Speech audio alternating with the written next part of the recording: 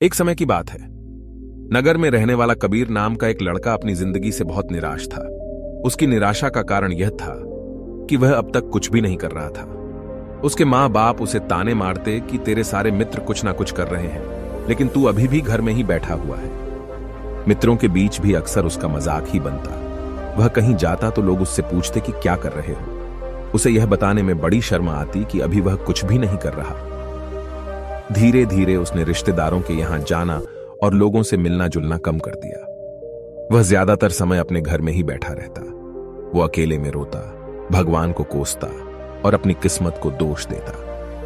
अब उसे अपनी जिंदगी बोझ लगने लगी थी। कभी कभी वह सोचता कि जब वे कुछ करने के लायक ही नहीं है तो फिर उसके जिंदा रहने का भी क्या फायदा। उसे तो मर जाना चाहिए। एक दिन वे अपने नगर की एक सड़क से गुजर रहा था। तभी उसने देखा कि एक गुरु दुख के ऊपर प्रवचन दे रहे हैं। वह भी वहीं भीड़ में पीछे बैठ गया और गुरु के प्रवचन सुनने लगा। गुरु बोल रहे थे कि दुख एक गुरु की भांति होता है जो हमें जीवन की सच्चाई दिखाता है और हमें सही से जीवन जीने का तरीका सिखाता है। आप चाहें तो अपने दुख रूपी गुरु से जीवन जीना भी सीख सकते हैं और चाहे तो उस दुख में डूबकर बैठकर रो भी सकते हैं। कबीर भी गुरु की ये सारी बातें ध्यान से सुन रहा था, लेकिन उसे गुरु की ये बातें सही नहीं लगी। उसने खड़े होकर कहा, दुख कुछ भी सिखा कर नहीं जाता, सिर्फ पीड़ा देकर जाता है। दुख की पीड़ा अनंत होती है। ऐसा लगता है इसके बाद कुछ भी नहीं होने वाला, कुछ भी नहीं मिलने वाला। मृत्यु भी उसके सामने छोटी लगने लगती है। गुरु ने कहा, आखिर क्या दुख है तुम्हें? कबीर ने अपना सारा दुख गुरु के समक्ष कह सुनाया और पूछा, क्या आपके पास मेरे इस दुख का कोई समाधान है? यह सुन गुरु मुस्कुराए और बोले, जिस दिन तुम्हारे जीवन में सच्चा दुख आए उस दिन मेरे पास आना, मैं तुम्हारे दुख का समाधान अवश्य करूंगा। इतना कहकर गुरु वहां से चले गए। कबीर ने सोचा, क्या मेरा दुख सच्चा नहीं है? क्या जिसने से गुजर रहा हूं वो छोटा है?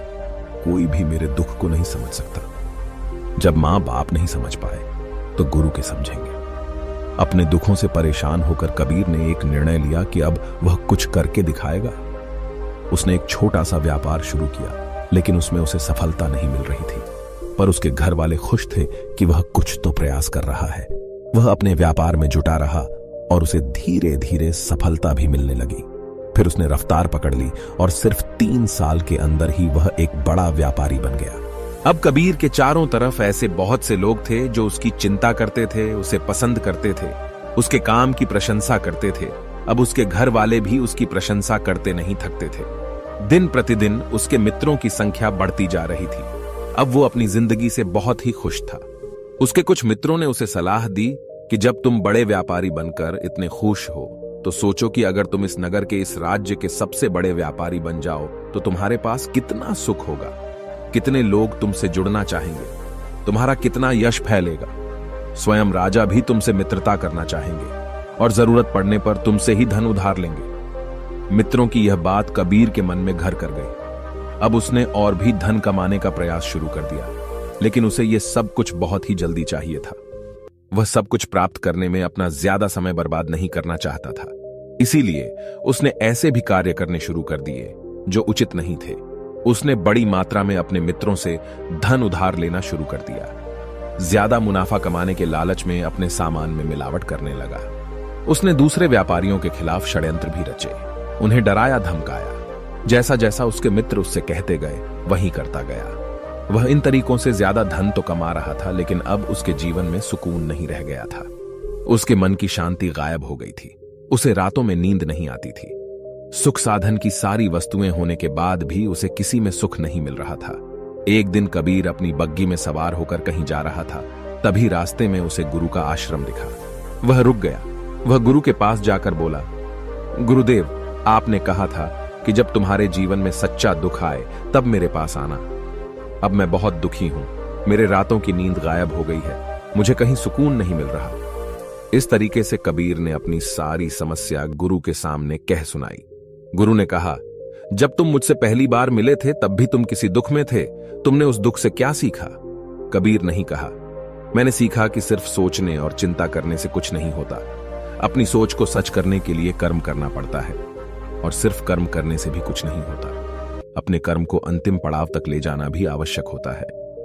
चाहे रास्ते में कितनी मुश्किलें आईं, मन कितना ही निराश हो, कितना ही लगे कि अब आगे कुछ भी नहीं होने वाला, तब भी यह मानकर चलो कि मैं जो भी कर रहा हूं उसमें सफल अवश्य होगा। लोग सिर्फ सफल व्यक्ति को ही सम्मान देते हैं, फिर चाहे कोई कितना ही अच्छा क्यों ना हो, वह लोगों की नजरों में होता है। यह सब सुन गुरु मुस्कुराए और बोले, यह असली दुख नहीं है। जब तुम्हारे जीवन में असली दुख आए तब मेरे पास आना, मैं उसका समाधान अवश्य करूंगा। कबीर नहीं जाते समय गुरु को सोने के सिक्कों से भरा घड़ा भेंट किया। खड़ा देखकर गुरु ने कहा, यह मेरे किसी काम का नहीं, इसे उस पेड़ के नीचे गड्ढा खोदकर दफना दो। कबीर ने गुरु के कहे अनुसार घड़े को पेड़ के नीचे दफना दिया और वहां से चला गया। कुछ दिनों तक तो व्यापार अच्छी तरक्की कर रहा था, लेकिन गलत व्यापार की वजह से ही धीरे धीरे उसे व्यापार में घाटा होने लगा। उसकी सारी धन संपदा धीरे धीरे खत्म होने लगी और एक दिन ऐसा आया जब उसके पास कुछ भी नहीं बचा और वह कर्जे से लग चुका था। लेकिन वह निश्चित था, क्योंकि उसने सारा कर्ज अपने मित्रों से ही लिया था। मैं सोचता था कि उसके मित्र बुरे समय में उसका साथ देंगे, लेकिन ऐसा कुछ भी नहीं हुआ। बुरा समय आते ही मित्रों ने ही सबसे पहले अपना उधार मांगना शुरू किया और उधार वापस न करने पर जान से मारने की धमकी भी दी। उसके शुभ चिंतक, उसे चाहने वाले सब उससे दूर हो गए। उसके वो मित्र जो उसके साथ मौज मस्ती किया करते थे, अब उससे दूर भागने लगे। उसके परिवार वाले उसे उसकी गलतियां और कमियां गिनाने लगी। उसकी सारी संपत्ति नीलाम हो गई और उसके पास कुछ भी नहीं बचा। उसने अपने पिता से सहायता मांगी तो पिता ने कहा, मेरे पास ये थोड़ी सी ही संपत्ति है, अगर मैं यह भी तुम्हें दे दूंगा तो तुम्हारी मां को कहां रखूंगा? इस संपत्ति हमारा आखिरी सहारा है। कबीर के भीतर बहुत गहरा दुख। उसके आसपास ऐसा कोई भी नहीं था जो उसके दुख को समझ सके, उसे संभाल सके। लोगों से मिले इस धोखे और विश्वासघात की वजह से वह अंदर तक टूट गया। उसे लगने लगा, अब जीने का क्या मतलब? अब तो मृत्यु हुई एकमात्र सहारा है, वो है आत्महत्या करने। एक भारी की तरफ जा रहा था कि तभी उसे याद आया, गुरु ने कहा था, जब तुम्हारे जीवन में असली दुख आए तब मेरे पास आना। कबीर गुरु के पास गया और अपना सारा दुख के सुनाया। वहीं आंखों में आंसू भरकर बोला, मेरे इस दुख का समाधान कीजिए। गुरुदेव गुरु ने कहा, जब तुम्हारे जीवन में असली दुख आए तब मेरे पास आना, मैं उसका समाधान अवश्य करूंगा। कबीर ने कहा, क्या अभी जो मेरे जीवन में घट रहा है वो दुख नहीं है? आखिर असली दुख होता क्या है? गुरुदेव गुरु ने कहा, सबसे पहले तुम ये बताओ कि तुमने अपने इस दुख से क्या सीखा? कबीर नहीं कहा, मैंने सीखा कि जो लोग हमारी सफलता, हमारी तरक्की की वजह से हमारे जीवन में आए हैं, वो हमें धोखा अवश्य देंगे, क्योंकि वह बुरे समय में हमारे साथ खड़े नहीं होंगे। वह केवल अच्छे समय में हमारा फायदा उठाएंगे और बुरे समय में छोड़कर चले जाएंगे। भरोसा केवल उन्हीं लोगों पर करना चाहिए जो हमारे बुरे समय में, असफलता के समय में हमारे साथ खड़े रहते हैं। लेकिन ऐसे लोग बहुत ही कम होते हैं, पर जिसके पास होते हैं उन्हें उनकी कद्र करनी चाहिए, उनका अपमान नहीं करना चाहिए। मैंने यह भी सीखा कि कभी किसी के खिलाफ षड्यंत्र नहीं रखना चाहिए। ईमानदारी और धैर्य के साथ अपना काम करना चाहिए और कभी लालच नहीं करनी चाहिए। अपना सारा दुख और अनुभव बताने के बाद कबीर आंखों में आंसू भरकर गुरु के सामने बैठा रहा। थोड़ी देर बाद गुरु उठे और उस पेड़ के नीचे गड्ढा खोदकर वह घड़ा बाहर निकाला जो सोने के सिक्कों से भरा हुआ था और उसे कबीर को दे दिया और कहा, जब तुम्हारे जीवन में असली दुख आए तब मेरे पास आना। कबीर ने गुरु को धन्यवाद दिया और उन्हें प्रणाम कर वहां से चला गया। उसने उस ढंग से एक छोटा व्यापार शुरू किया। अब वह एक छोटा व्यापारी बनकर भी खुश था। उसने पूरी लगन और ईमानदारी से व्यापार किया। देखते ही देखते वह अपने नगर का फिर एक बड़ा व्यापारी बन गया। उसका जीवन खुशियों और सुविधाओं से भर गया। लेकिन कोई कितना भी अच्छा हो, कितना भी अच्छा काम करें, दान करें, पुण्य करें, लोगों की मदद करें, लेकिन जीवन में दुख तो आता ही है। तो कबीर के जीवन में भी दुख आया। उसके माता पिता की मृत्यु के रूप में वो दोनों एक ही दिन मृत्यु को प्राप्त हो गए। कबीर अपने माता पिता से बहुत प्रेम करता था, इसलिए उसे उनकी मृत्यु से बहुत गहरा आघात पहुंचा। वह उन दोनों के पार्थिव शरीर को शमशान घाट ले गया, जहां उनकी अंतिम क्रिया की गई। वहां उसने अपने माता पिता के शरीर को जलते हुए देखा तो उसका मन बेचैन हो गया। उसके अंदर बहुत से प्रश्न उठने लगे हैं। घर वापस आया तो उसने अपने माता पिता के घर और संपत्ति को देखा, जिसके लिए उसके पिता हमेशा लड़ते रहते थे। आज वह लावारिस पड़ी है। आज उसकी देखरेख करने वाले, उसके लिए लड़ने वाले इस दुनिया से चले गए। उसके पिता ने जो भी कमाया था, जो भी बनाया था, वो सब यहीं रह गया था।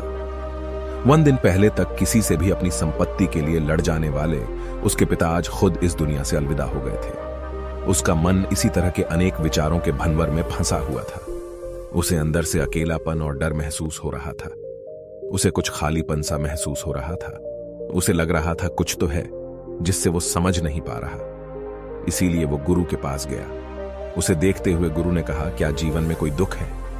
कबीर नहीं कहा, वैसे तो जीवन में कोई दुख नहीं है गुरुदेव, सब सुख है, सब अच्छा चल रहा है, लेकिन आज मेरे माता पिता की मृत्यु हो गई। इस घटना से मेरा मन बहुत दुखी और बेचैन है। गुरु ने कहा, इसमें दुखी होने वाली कौन सी बात है? 1 दिन तो सभी के प्रियजनों को मरना ही है। हमेशा जीवित ना तो कोई रहा है और ना ही कोई रहेगा। एक दिन तो तुम्हें भी मरना ही है। हो सकता है कल ही मर जाओ या आज भी मर सकते हो। कबीर ने कहा, ये आप क्या कह रहे हैं? गुरुदेव की मैं भी मर जाऊंगा, पर मैं तो अभी जवान हूं। गुरु ने कहा, इस भ्रम में तो सभी जी रहे हैं कि मृत्यु दूसरों को आती है, बूढ़ों को आती है, लेकिन बूढ़ों के सामने ही जवान मर जाते हैं, बच्चे मर जाते हैं। मृत्यु का किसी की उम्र से कोई संबंध नहीं है, तो सबको अपना बना लेती है। गुरु की यह बातें कबीर के मन में घर कर गई और वह चुपचाप वहां से चला गया। लेकिन उसका मन अभी बेचैन था, अब भी था। वह कुछ खालीपन सा महसूस कर रहा था। वह पूरे दिन अपने बारे में सोचता रहता कि वह कौन है, इस दुनिया में क्यों आया है, क्या सिर्फ चीजों का उपयोग करना और मरना ही जीवन का लक्ष्य है? ऐसे ही बहुत से प्रश्न उसके मन में लगातार उठ रहे थे, लेकिन उसे अपने किसी भी प्रश्न का उत्तर नहीं मिल पा रहा था और उसका दुख दिन प्रतिदिन बढ़ता जा रहा था। इसीलिए कुछ दिनों बाद वह फिर गुरु के पास पहुंचा और बोला, गुरुदेव, मैं बहुत दुखी हूं क्योंकि मैं यह नहीं जान पा रहा हूं कि मैं कौन हूं और इस दुनिया में क्यों आया हूं। यह सुन गुरु मुस्कुराए और बोले, आज पहली बार तुम्हारे जीवन में सच्चा दुख पैदा हुआ है। वास्तव में यही है जो दुख कहलाने के लायक है कि हमें पता नहीं कि हम कौन हैं, क्यों आए हैं, क्या करना है, कैसे करना है। कबीर नहीं कहा, गुरुदेव मेरे इस दुख का समाधान कीजिए। गुरु ने कहा, हम सभी इंसान जीवन भर का इकट्ठा करते रहते हैं। कबीर नहीं कहा, हम सभी इंसान जीवन भर धन, संपत्ति, मान, सम्मान, परिवार, मित्र, शत्रु, पद, प्रतिष्ठा इत्यादि इकट्ठा करते रहते हैं। गुरु ने कहा, क्या इन इकट्ठा की हुई सभी चीजों में से एक भी चीज को अपने साथ ले जा सकते हैं? कबीर ने कहा, नहीं गुरुदेव, इनमें से कुछ भी साथ नहीं जाता। मेरे माता पिता के साथ भी कुछ नहीं गया, सब तो यहीं छूट गया, हर परिवार, संपत्ति, सब कुछ। गुरु ने कहा, अब मेरी बातों को ध्यान से सुनना। इस दुनिया में हमें जो इकट्ठा करना चाहिए वो तो हम कभी इकट्ठा करते ही नहीं। चीजें हमारे सामने ही होती है, लेकिन हम उन्हें देखने का प्रयास ही नहीं करते। इस दुनिया में हमें जिस चीज को इकट्ठा करना है वो हम खुद हैं। हमें खुद को इकट्ठा करना है ताकि जब मृत्यु हो तो हम एक हो सके और स्वयं को पहचान सके। हम भीतर से बंटे हुए हैं। हम बंटे हुए हैं प्रेम में, नफरत में, क्रोध में, जलन में, क्रूरता में, धन में, संपत्ति में, पद में, प्रतिष्ठा में, मान में, पहचान में, धर्म में, जाति में, ऐसे ही सैकड़ों हजारों चीजों और वास्तव में हम बंटे हुए हैं। हम टुकड़ों में जीवन जी रहे हैं। इस बंटवारे की वजह से हमारी चेतना कभी एक नहीं हो पाती। हमारी चेतना शक्ति बिखर गई है। इसीलिए हमारे पास इतना भी समय नहीं है, इतनी भी ऊर्जा नहीं है कि हम मुड़कर एक बार अपने भीतर देख सकें। वास्तव में जिस धन की कमी, सुविधाओं की कमी, मान सम्मान की कमी को लोग दुख समझते हैं और जीवन भर उसे दुख बोलकर रोते रहते हैं और उनका समाधान खोजने का प्रयास करते रहते हैं, उन्हें उसका समाधान कभी मिलेगा ही नहीं। क्योंकि जिन्हें लोग दुख कहते हैं वो असली दुख है ही नहीं। वो तो सिर्फ इंसान की चाहत है, उसकी इच्छा है जिसकी पूर्ति कभी नहीं की जा सकती। इसीलिए यहां व्यक्ति को ऐसे दुखों का कभी समाधान मिला ही नहीं। इसीलिए इन सब के ऊपर अगर अपने दुखों का परम समाधान चाहिए तो सबसे पहले अपने आप को इकट्ठा करो। अपनी ऊर्जा को इस संसार से वापस खींचो और एकत्रित करो।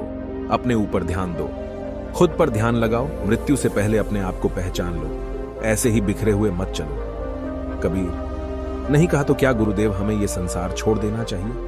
अपनी सभी इच्छाओं को मार देना चाहिए। किसी से प्रेम नहीं करना चाहिए। धन संपत्ति नहीं इकट्ठा करनी चाहिए। मान सम्मान की आशा छोड़ देनी चाहिए।